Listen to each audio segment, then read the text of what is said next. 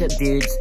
My name's Brotato-Chip, and I'm gonna be showing you guys how to kill your pet cat. Okay, so first, you're going to need your cat, of course, and this is the one I'm gonna be using.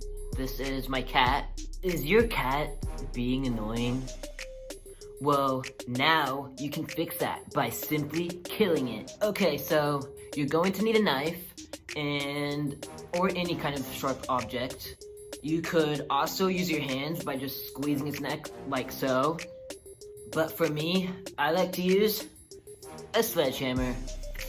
Okay, so all you gotta do is get some tape, so then it doesn't run away, of course.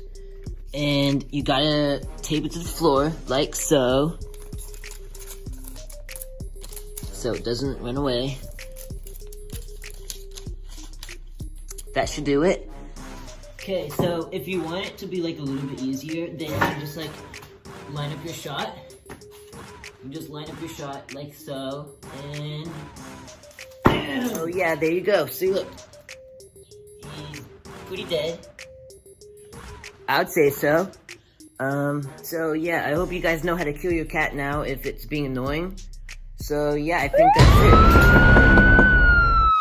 This is the police! Open up! Oh my god.